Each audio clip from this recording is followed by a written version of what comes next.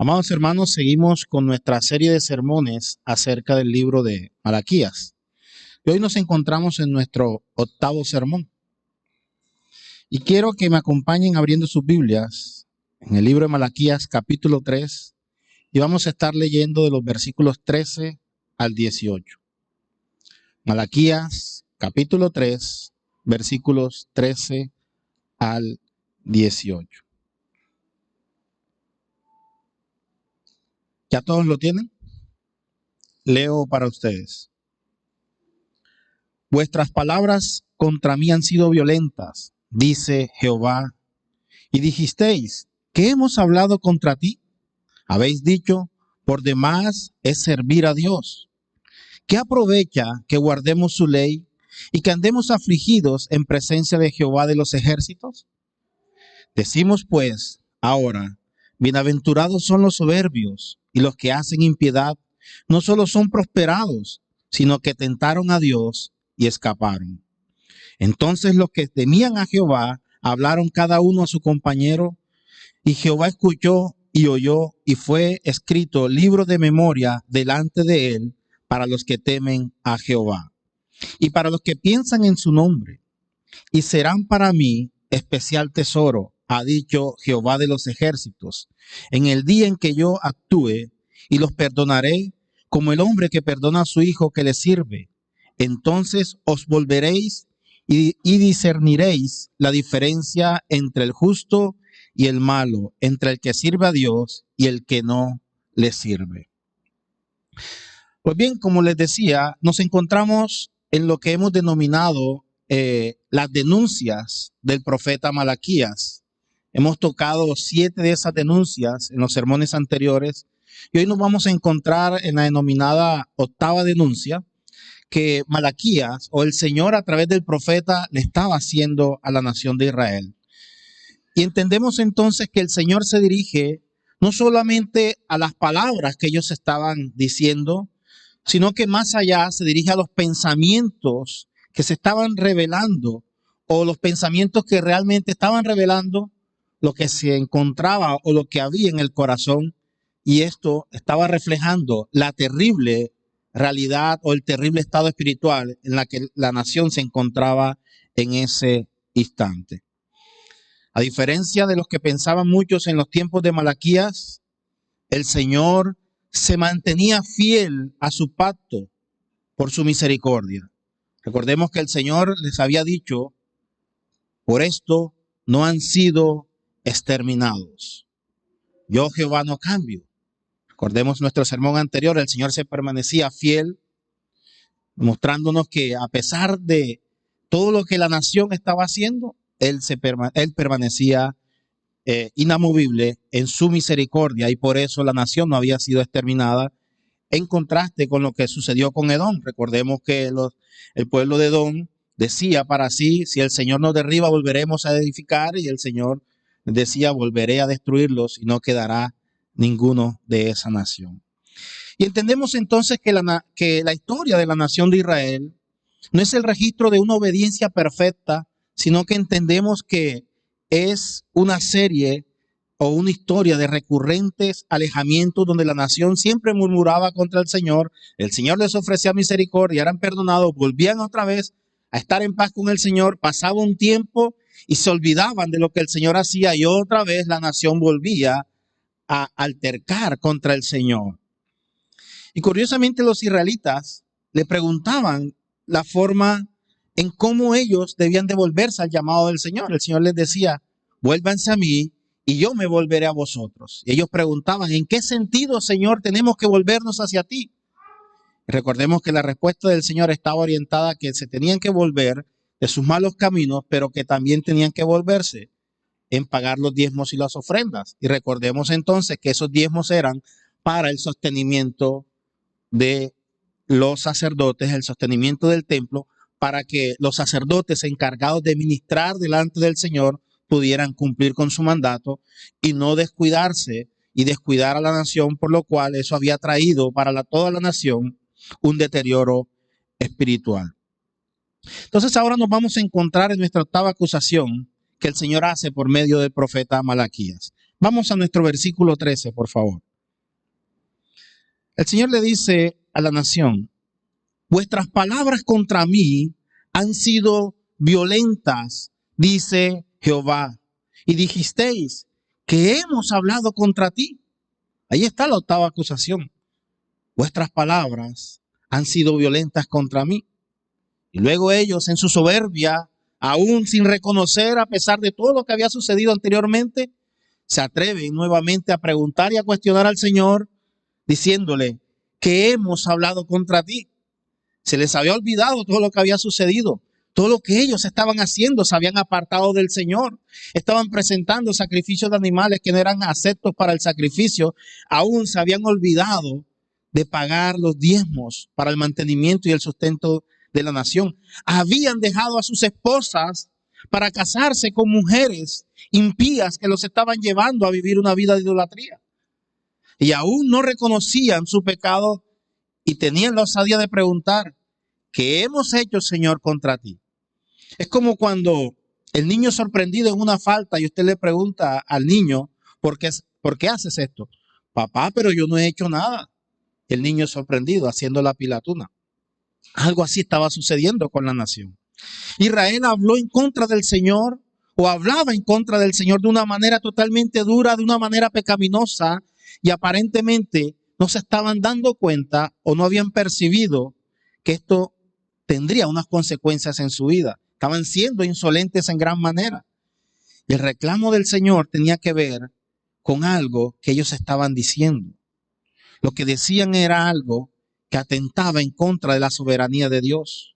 Los dardos de sus palabras estaban dirigidos hacia Dios, el Dios santo, el Dios todopoderoso, el creador de los cielos y la tierra.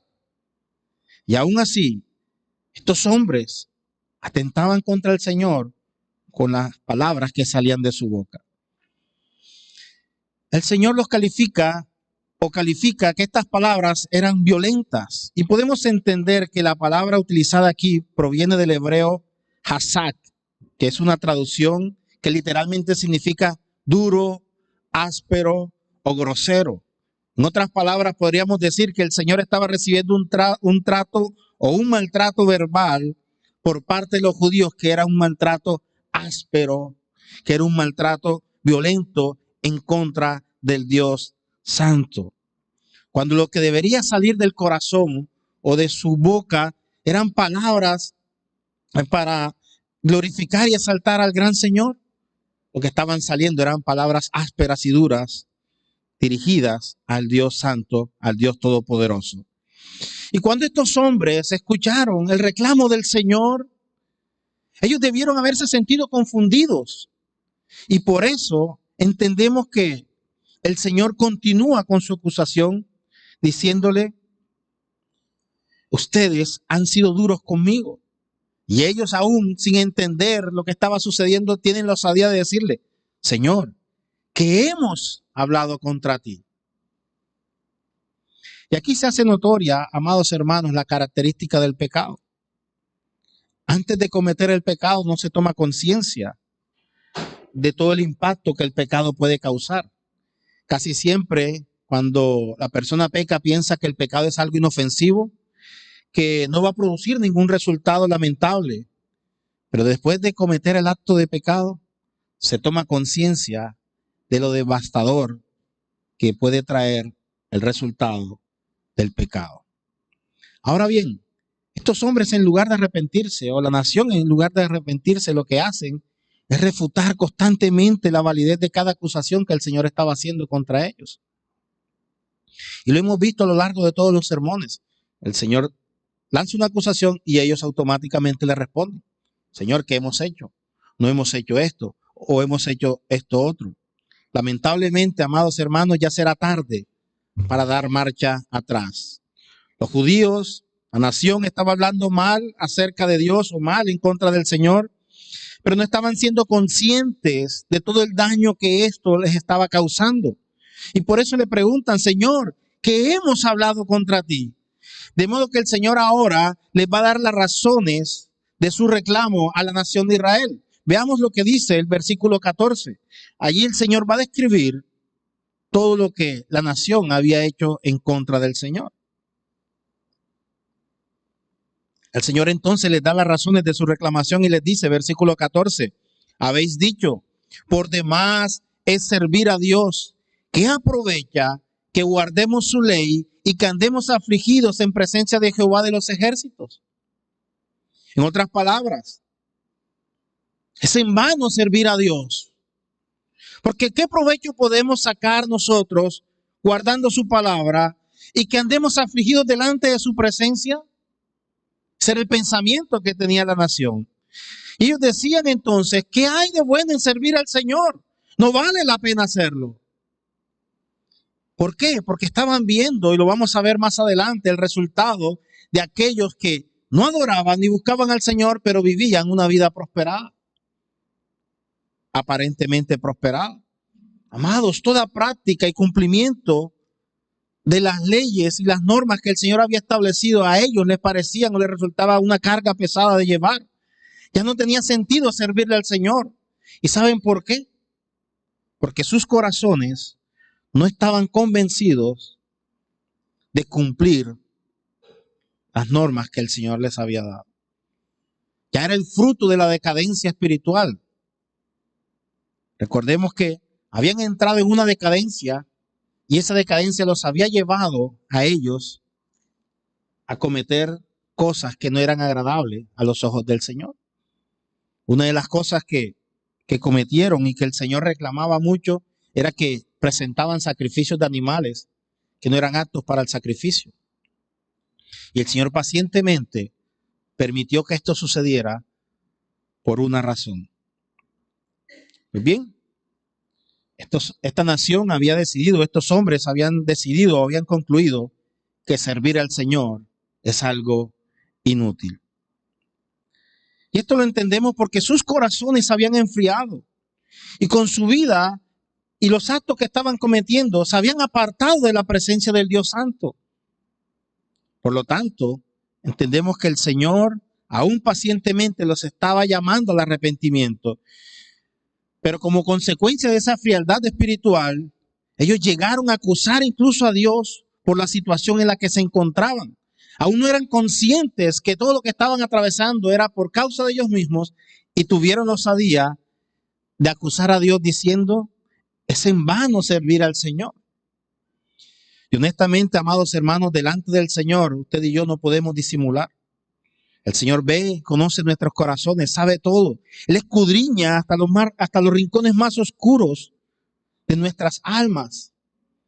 Él tiene pleno conocimiento de lo que sucede en cada uno de nuestros corazones.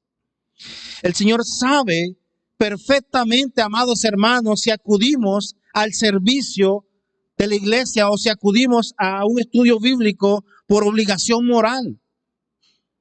O quizás estamos aquí para callar nuestra conciencia o para evitar alguna presión familiar. El Señor sabe y conoce. Quizás algunos de nosotros hoy en esta mañana estamos aquí porque nuestros padres o nuestros hermanos o nuestras esposas nos dijeron, tienes que acompañarme a la iglesia. Y estamos aquí sentados en la silla para cumplirle a ese familiar. El Señor sabe si venimos a este lugar con una conciencia dispuesta a servirle, a adorarle y a glorificarle, o si venimos simplemente para cumplir, para que el pastor me vea y no me llame entre la semana y me diga, hermano, no te vi en la iglesia, ¿qué te sucedió? Entonces voy para que el pastor no me llame, o voy para que no me extrañen. Pero realmente las motivaciones de estar en este lugar, en esta mañana, ¿son las correctas? Yo no lo sé, el Señor lo sabe. De la misma forma, quizás muchos creyentes piensan, ¿de qué vale servir a Dios?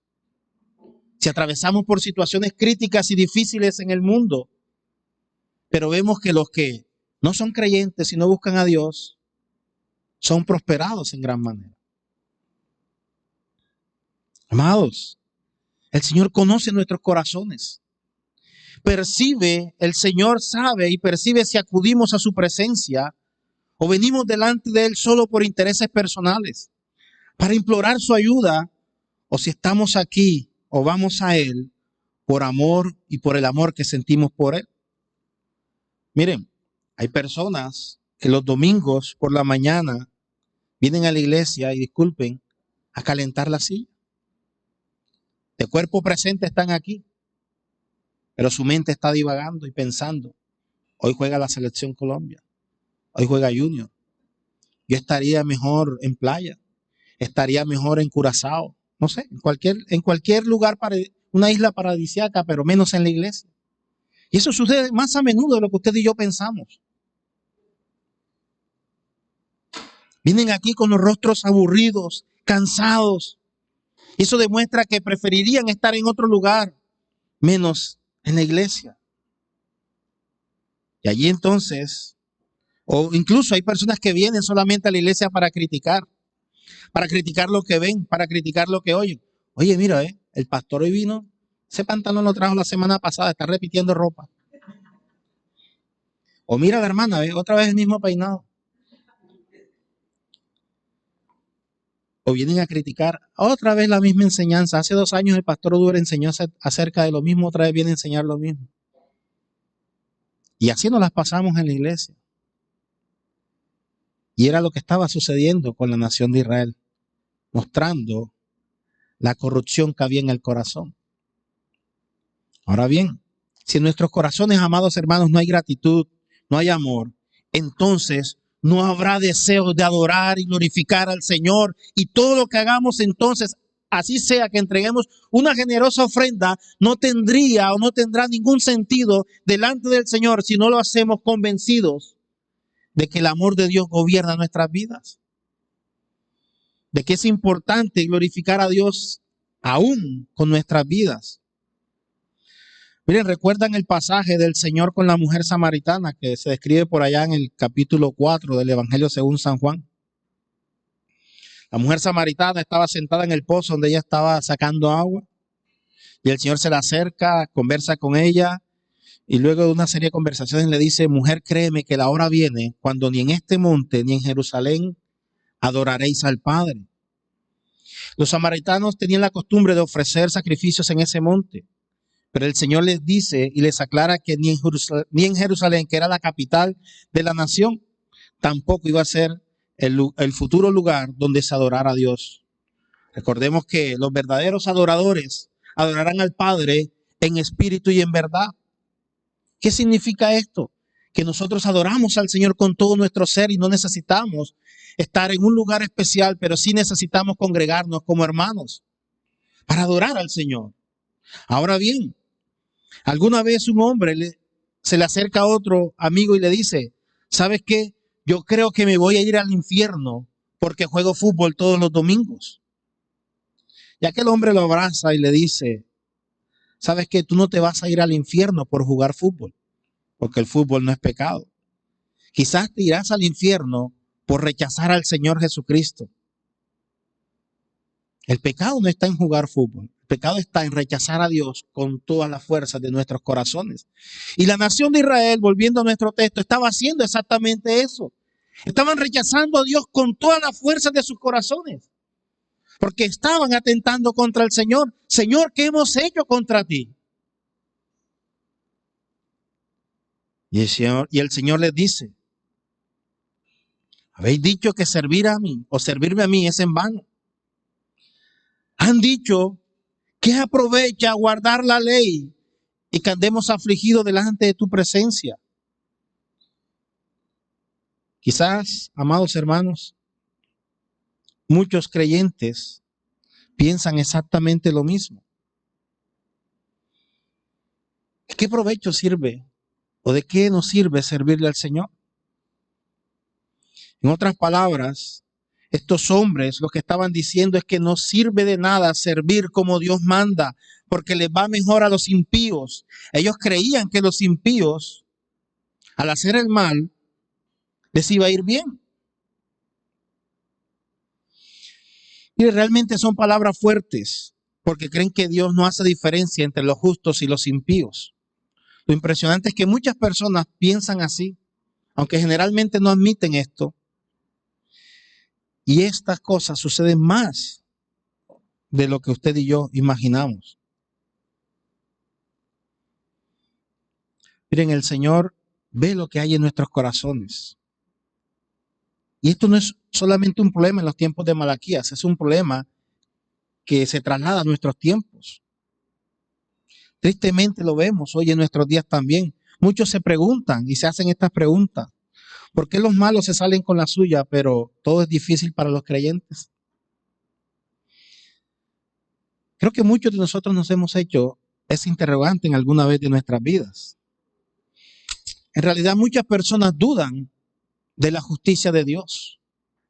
Y el peligro de esto está, amados hermanos, es que al creerlo, perdemos el temor hacia Dios. Y esto fácilmente nos lleva a ciertas libertades hasta el punto de abandonar nuestra relación con Dios y comenzar a vivir una vida peor que los impíos.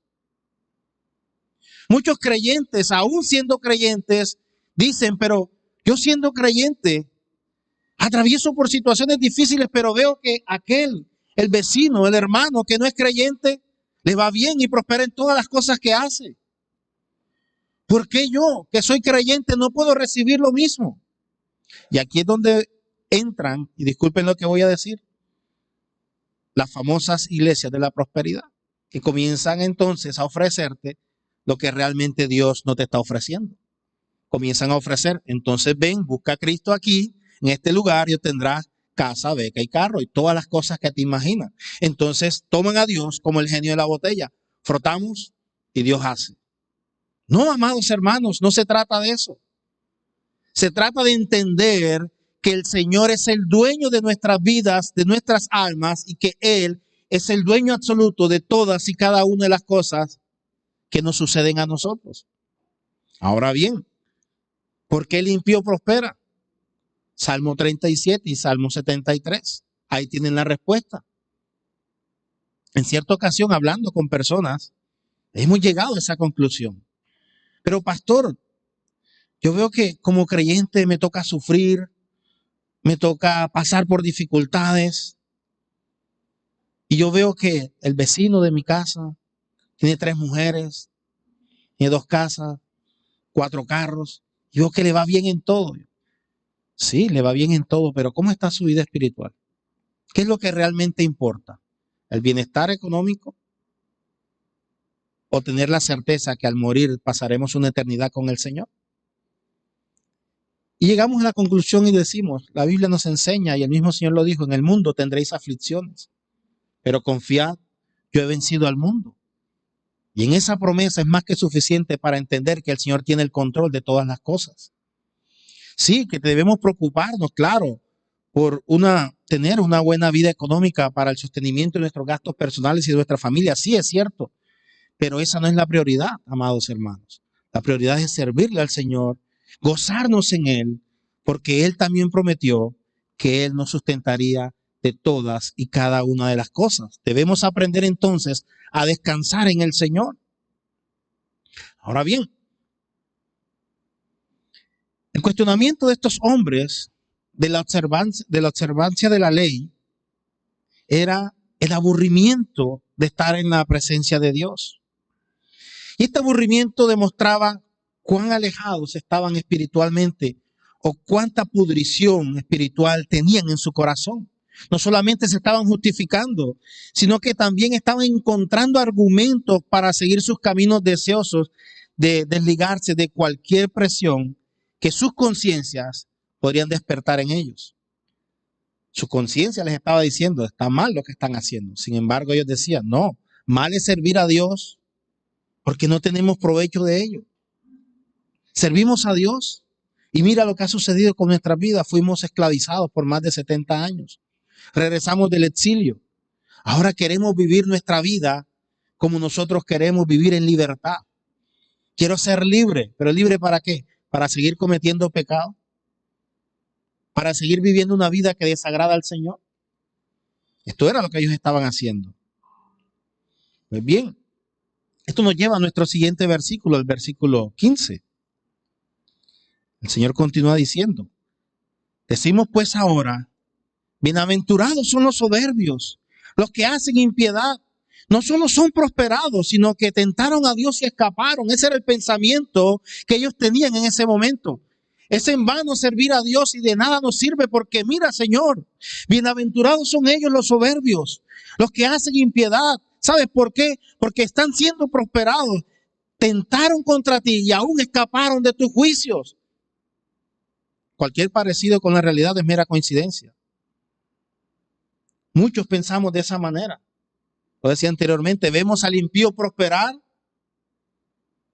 y nos llenamos de desánimo. Decimos, Señor, yo soy creyente, porque el que no es creyente prospera. O podríamos preguntarnos, ¿cómo es posible que este pueblo que había visto las maravillas, los prodigios y los milagros y las pruebas del gran amor de Dios, ahora pudieran tentar a Dios con tanta soberbia y salirse con la suya?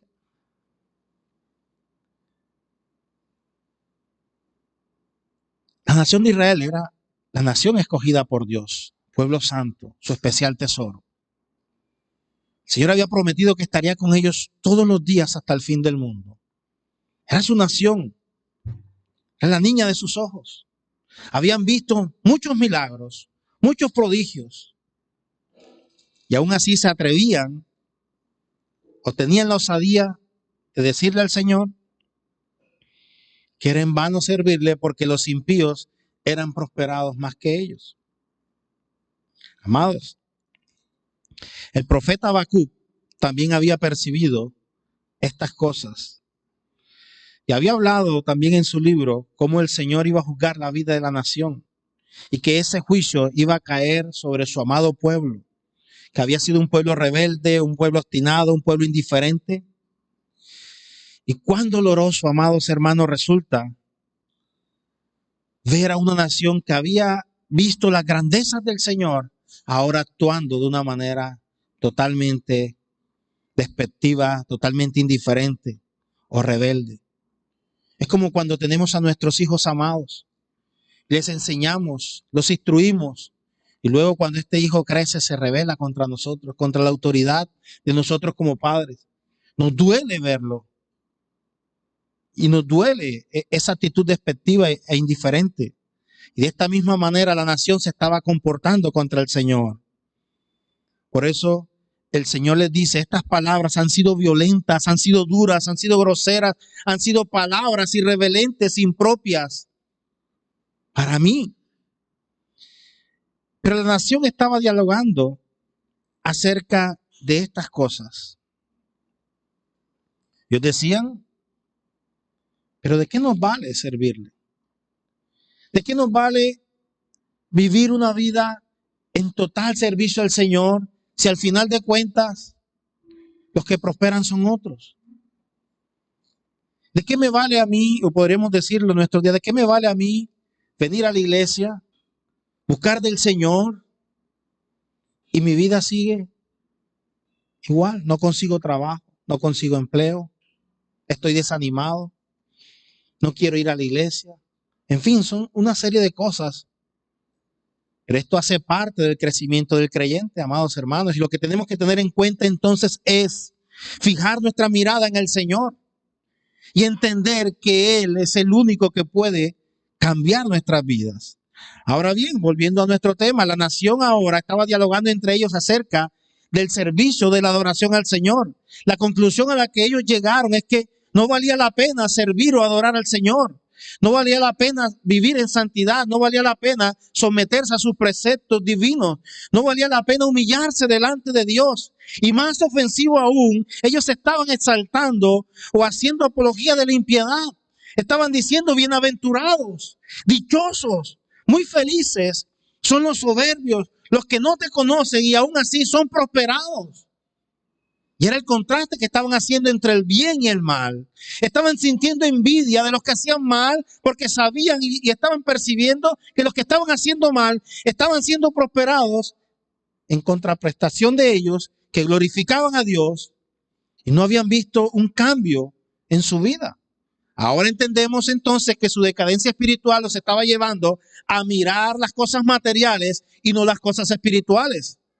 Sus ojos estaban puestos en las cosas materiales que los impíos estaban consiguiendo, pero no se habían percibido que la riqueza espiritual o su riqueza espiritual estaba en que el Señor estaba con ellos. En otras palabras, ellos estaban diciendo, viva el pecado, arriba la impiedad. Y llegaron a esta conclusión porque estaban viendo Como les decía anteriormente, que los impíos alcanzaban la prosperidad y ni siquiera Dios podía evitarlo. Ese era el pensamiento de ellos. Señor, ellos se han burlado de ti, se han prosperado y no han recibido castigo de tu parte. Y esto solamente puede decirlo un corazón que no conoce al Señor. Esto solamente puede expresarlo un corazón que verdaderamente no ha tenido un encuentro con el Señor. Ellos pensaban que los impíos tentaron a Dios y escaparon, o no tendrían consecuencia de su pecado. Pero veamos cómo se mofaron estos hombres de la persona de Dios. Se burlaban de los propósitos de Dios. Se burlaban incluso de la misma palabra de Dios. Y para el colmo, como dice, o como decimos popularmente, para colocarle la cereza al pastel, no se detuvieron a pensar que Dios podría ofenderse por todas estas cosas. Estas palabras fueron catalogadas por el Señor como palabras violentas o palabras groseras. Ahora, nosotros, amados hermanos, muchas veces también caemos en el mismo juego de pensar de esta manera.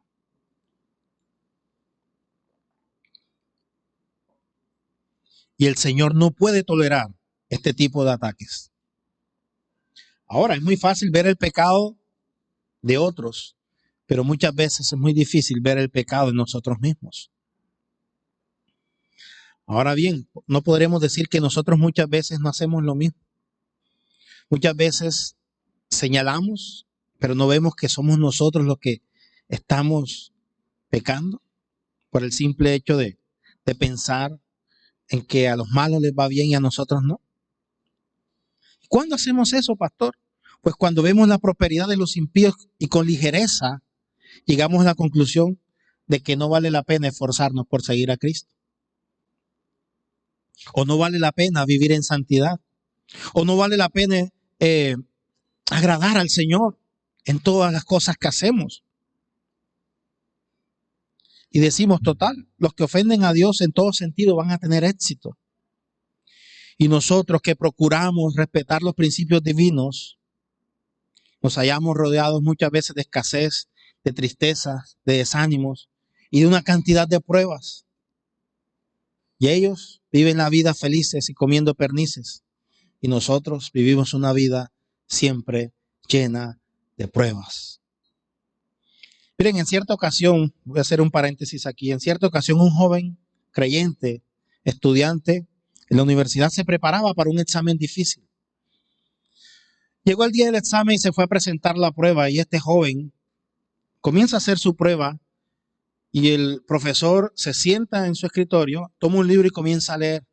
Y mientras el docente lee, los demás compañeros comienzan a sacar apuntes, a hacer lo que comúnmente se conoce como hacer machete. Y comienzan a sacar apuntes y comienzan a resolver el examen. Y este joven tuvo la tentación de sacar sus apuntes, pero se detuvo un momento y pensó que eso no iba a agradarle al Señor. Total, hizo su examen a conciencia. Cuando llegaron los resultados, todos los que se habían copiado sacaron excelentes notas. Y este joven sacó una nota muy baja y se sintió triste. Y comenzó a cuestionarse y le dijo, ¿por qué ellos, que no agradan al Señor, sacaron mejores notas que yo? Y yo que me esforcé y cumplí con hacer el examen y cumplí para no entristecer al Señor y no fallarle, saco una baja nota. Y este joven quedó muy triste y se le acercó al pastor y le dijo, pastor, me sucedió esto, esto, esto y esto. Y el pastor le dice, has hecho lo correcto, porque más vale agradar al Señor que agradar al mundo. Y quizás muchos de nosotros nos sentimos en algunas ocasiones como este joven, tentados a hacer lo que los demás hacen, porque no vemos que Dios está con nosotros. O no percibimos que Dios está con nosotros. Y sabes una cosa, Dios está con nosotros todos los días de nuestras vidas. Él ha prometido que estaría con nosotros. Aún en los momentos de dificultad, es cuando Él más nos sostiene y nos ayuda a perseverar y a seguir adelante. Porque créanme, amados hermanos, que no ha habido un solo día en que el Señor no haya tenido misericordia de usted y de mí. Hemos visto la mano poderosa de Dios sosteniéndonos en todo momento de nuestras vidas. Y aún así, gracias al Señor porque Él ha estado con nosotros. Así que cuando veas al impío prosperar de su camino, ora por él para que se arrepienta y pueda venir a los pies de Cristo. Y usted dé gracias porque tenemos el privilegio de saber que el Señor ha estado con nosotros y que estará con nosotros todos los días hasta el fin del mundo. Así es, amados hermanos. Muchas veces nos sentimos perplejos por la prosperidad de los impíos y pensamos que no vale la pena conservarnos íntegros.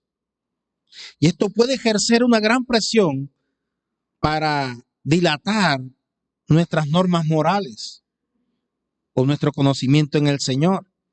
Y este problema no es nuevo. Lo vivió Job en el pasado. Si recuerdan la historia de Job por allá en el capítulo 21, versículos del 7 al 15. Voy a leerlo para ustedes rápidamente. Dice lo siguiente: ¿por qué viven los impíos y se envejecen y aún crecen en riquezas? Su descendencia se robustece a su vista y sus renuevos están delante de sus ojos. Sus casas están a salvo del temor, ni viene azote de Dios sobre ellos. Sus toros engendran y no fallan, paren sus vacas y no malogran su cría. Salen sus pequeñuelos como manada y sus hijos andan saltando. Al son del tamboril y de cítara saltan y se regocijan al son de la flauta. Pasan sus días en prosperidad y en paz descienden al Seol. Dicen pues a Dios: apártate de nosotros porque no queremos el conocimiento de tus caminos. ¿Quién es el Todopoderoso para que le sirvamos? ¿Y de qué nos aprovechará que oremos a Él? Entonces entendemos que esto no es nuevo, amados hermanos. Esto viene desde mucho tiempo atrás. El sentirnos desanimados por ver prosperar al impío. Y es lo que estaba sucediendo con la nación de Israel. Recordemos que Job decía estas palabras cuando estaba atravesando por unas pruebas muy difíciles y dolorosas. Y viéndose así, él decía que siendo justo no valía la pena porque los impíos, que no eran justos y no conocían al Señor, prosperaban en todas las cosas que tenían. Pero entendemos después que Job no cedió a la tentación, sino que Job permaneció fiel al Señor. Ahora, volviendo a nuestro texto, amados hermanos, la preocupación por la prosperidad de los impíos se desvanece cuando nosotros miramos la prosperidad a la luz de la eternidad. Es decir, cuando miramos hacia lo futuro, cuando miramos no a lo material, sino a nuestra prosperidad espiritual. Y nuestra prosperidad espiritual es saber que tendremos parte en toda la eternidad con nuestro Señor. Y creo que ese es el mayor gozo y es la mayor ganancia y la mayor riqueza que usted y yo podemos tener como creyentes. La única felicidad que los impíos pueden experimentar es su existencia en este mundo. Porque una vez que dejen este mundo, la tristeza y la desolación será eterna y para siempre. Recordemos rápidamente la parábola de Lázaro y el rico, ¿se acuerdan? El rico tuvo todas las cosas en el mundo. Lázaro no tuvo absolutamente nada. Luego, cuando ambos mueren, encontramos al rico en el Seol y Lázaro en el seno de Abraham. ¿Cuál era la riqueza de Lázaro? Pues saber que su vida estaría en la eternidad con el Señor. Mientras que el rico disfrutó de todos sus bienes, pero jamás se acordó de servir al Señor. ¿Y cuál fue la paga? Pasar una eternidad fuera del Señor. Pero volvamos a nuestro texto, volvamos a Malaquías. Después de que Dios dio las razones para reclamar al pueblo, algunos escucharon la palabra de Dios y ratificaron su conducta. Veamos lo que dice el versículo 16. Entonces, los que temían al Señor hablaron cada uno a su compañero, y el Señor escuchó y oyó, y fue escrito libro de memoria delante de él para los que temen a Jehová y para los que piensan en su nombre.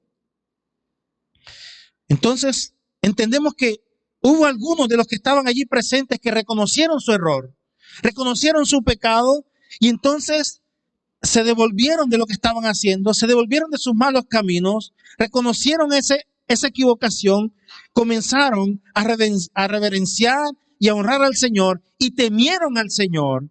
Y entre ellos se formó un grupo que comenzó a adorar al Señor, el cual el Señor los escuchó, el Señor los oyó y de una forma, o podríamos decir que una forma de decir es que a Dios o el Señor se agradó en gran manera de ellos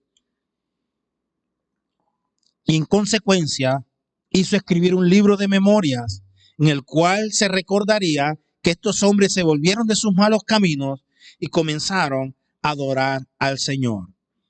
En otra traducción dice un libro o un memorial, es decir, un libro donde se registran las cosas que los hombres hacen, para que fuera recordado por toda la nación que estos hombres habían vuelto de sus malos caminos y habían comenzado a adorar al Señor.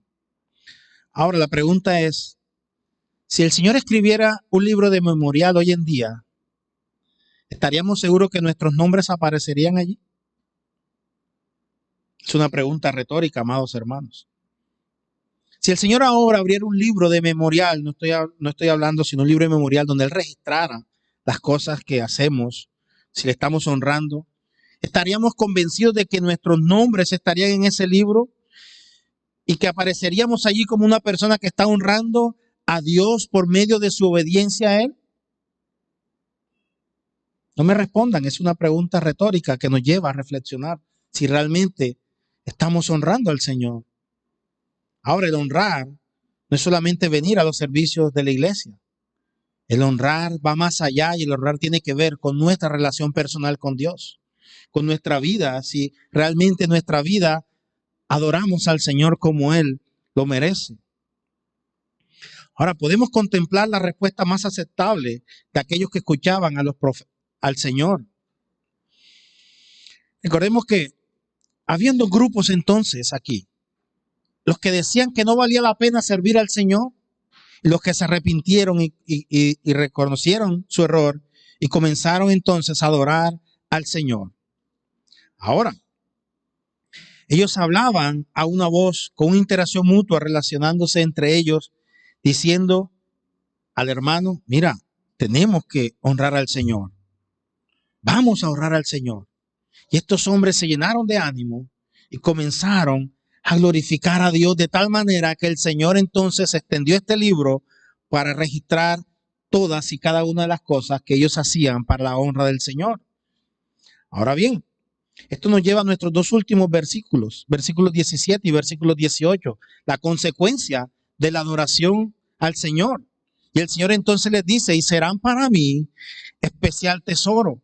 Ha dicho Jehová de los ejércitos, en el día en que yo actúe y los perdonaré, como el hombre que perdona a su hijo que le sirve.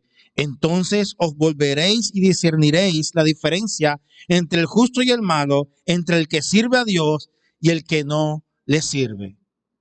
Después del Señor llamarles la atención, después del Señor decirle todas las cosas que habían hecho contra él, algunos tomaron conciencia de su error, tomaron conciencia de ese pecado y comenzaron ahora a arreglar su camino, a volverse al Señor, a escuchar el llamado que el Señor había hecho, volveos a mí, yo me volveré a vosotros.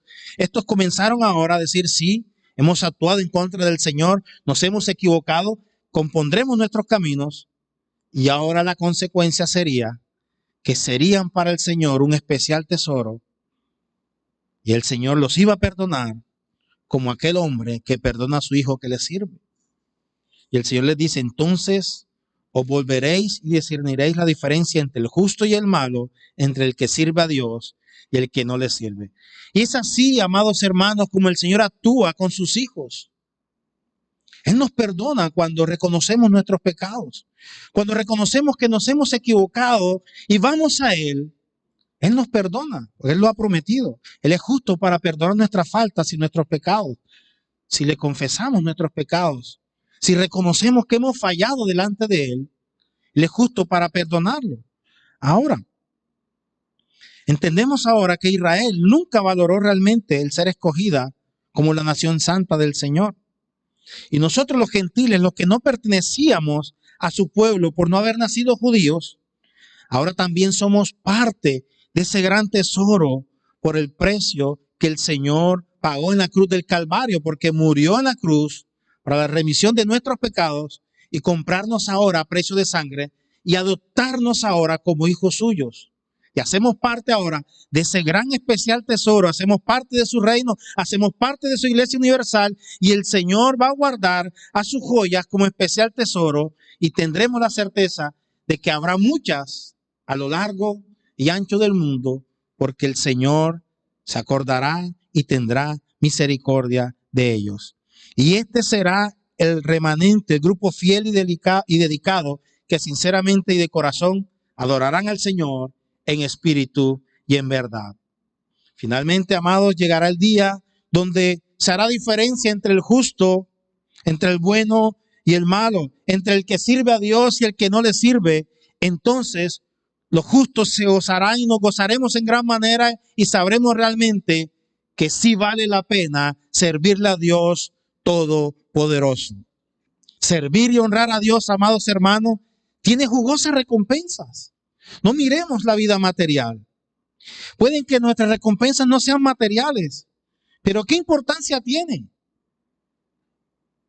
Quizás pasemos toda la vida sin recibir una bendición material y eso no nos hace menos creyentes, porque es la voluntad del Señor.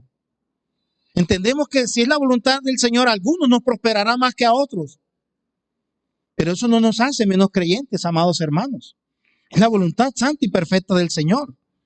Servir y honrar al Señor tendrá sus recompensas, porque más importante es que seamos considerados como su especial tesoro por parte del Señor, porque Él ha perdonado todos nuestros pecados. Y para nosotros llegar a ser hijos de Él, hemos de haber sido lavados por la sangre del Señor. Hemos de ser libres de la condenación del pecado. Y más importante es tener el discernimiento espiritual para saber que vale la pena servir y adorar a Dios, a un Dios santo, a un Dios grande, a un Dios verdadero. Y aún saber que podemos servirle y adorar al Señor aún cuando las cosas parecen que van mal en la vida. Porque sabes que el tener comunión personal con Dios nos garantiza la dicha y la felicidad, no como el mundo la da, sino como el Señor la sabe dar. El gozo de nosotros es servir al Señor, sin importar las circunstancias que nos rodeen, sin importar si estamos atravesando por tristezas, por aflicciones. Lo importante es que glorifiquemos y exaltemos el nombre del Señor. Y toda esta historia profética nos deja entrever el germen de un estado espiritual y moral, ético, que nosotros debemos desechar para vivir en favor del Señor. Y Malaquías ha hecho eso, una radiografía del corazón de la nación de Israel. Ha entrado a escudriñar el corazón, a mostrarle cada uno de los puntos donde la nación estaba haciendo o donde la nación se había equivocado y se habían apartado de Dios. Y gracias a él, y gracias a ello, muchos pudieron volverse de sus caminos y reconocer que sí vale la pena servir al Señor. Ahora, entendemos que Malaquías se da cuenta de que para unos el día del Señor será un día lleno de bendición, pero para otros será un día lleno de dolor, porque no reconocerán al Señor de sus vidas. Ahora bien, ¿qué marca la diferencia entre hacer lo bueno y lo malo? ¿Qué marca la diferencia entre hacer lo bueno y hacer lo malo? Hacer lo bueno nos debe llevar a entender que el Señor está por encima de todas las cosas. Entender que nuestra ética hablará de nuestra teología. Decir también que nuestros actos hablarán si realmente estamos sirviendo o no estamos sirviéndole al Señor. Miren, ya para finalizar, quizás muchos creyentes en la desesperación también se ha vuelto en contra de Dios. Quizás muchos creyentes cuando atravesaron o atraviesan una prueba muy difícil o cuando las cosas no salen como quieren, tal vez lo primero que hacen es quejarse contra Dios y pensar para su corazón que no vale la pena vivir sirviéndole al Señor. Y si este es el caso, amados hermanos, Es el momento de arrepentirse, como hicieron aquellos que reconocieron su pecado y volvieron al Señor y dijeron que sí, valía la pena servir a Dios. Si es el caso de alguno aquí presente en esta mañana, es tiempo de arrepentirse. Orarle al Señor, confiar totalmente y absolutamente en Él. El Señor escuchará nuestros ruegos, nuestras peticiones, y el Señor escribirá también un libro de memorial donde aparecerán nuestros nombres como aquellos que honramos y glorificamos al Señor. El Señor perdonará nuestros pecados y nos hará entender que realmente sí vale la pena servirle. Amén.